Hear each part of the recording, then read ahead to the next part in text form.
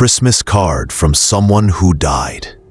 I went back to my hometown for Christmas after more than a decade away, because there was nowhere else that felt even remotely right. The city had grown too loud after my aunt died. Every sound sharp and intrusive, like it was reminding me I didn't belong there anymore. She'd been the last real tie I had to that place in the hills. The one who used to tell me the mountains remember the people who leave and notice the ones who come back. I didn't believe her when I was younger.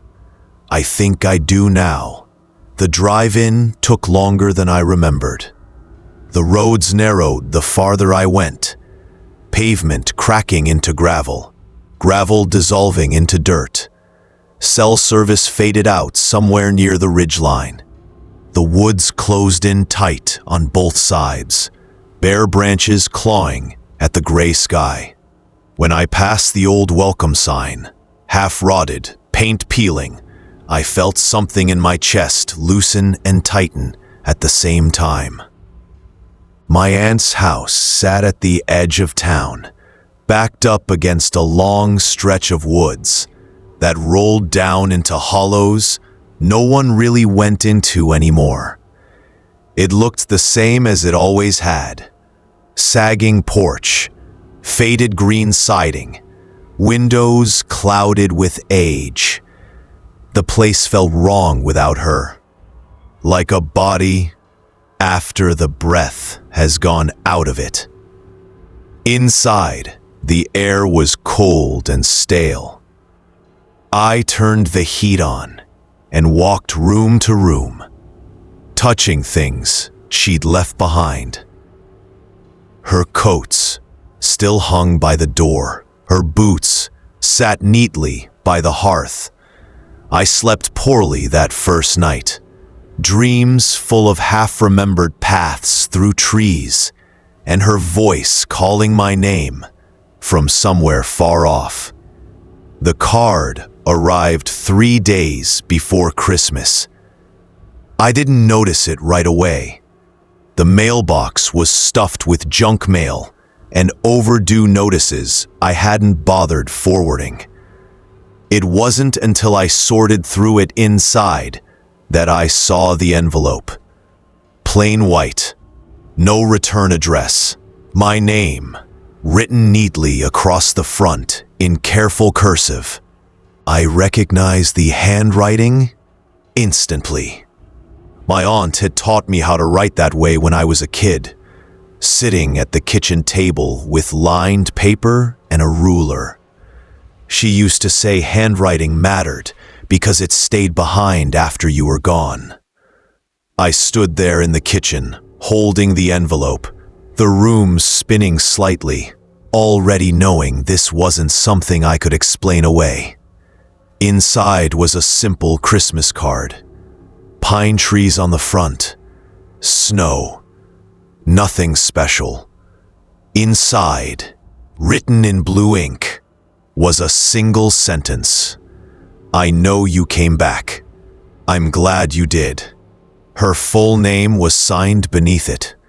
The loops and slants exactly right. In the corner was a date. A week after her funeral. I sat down hard in one of the kitchen chairs and stared at it until my eyes burned. My first thought was that someone was messing with me. A cruel joke. A neighbor who thought they were being funny. But the cardstock was old, slightly yellowed at the edges. I remembered her keeping stacks of them in a drawer, buying them on clearance, and saving them for years. That night, I locked the doors for the first time. The second card came the next evening. This one was waiting on the kitchen table when I came back from town. I stood frozen in the doorway, heart pounding, before picking it up. Same handwriting, same ink. This one mentioned a fishing spot down by the creek, a place she'd taken me when I was 10. She wrote about how cold the water had been and how I'd complained the whole way home. No one else knew about that day. I started sleeping with the lights on after that. Over the next few nights, more cards arrived, sometimes in the mailbox, sometimes on the porch. Once, sitting on the passenger seat of my car, each one brought up something personal. A warning she'd given me as a teenager, a promise she'd made and never kept. Each card felt less like a message and more like a reminder that I was being watched. One card ended with a line that made my hands shake so badly I had to set it down. "Don't go into the woods after dark. They know you're here now."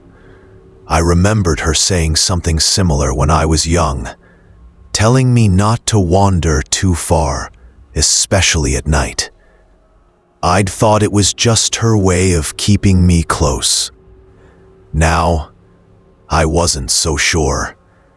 The town itself felt different, too. Quieter. People avoided my eyes when I mentioned my aunt.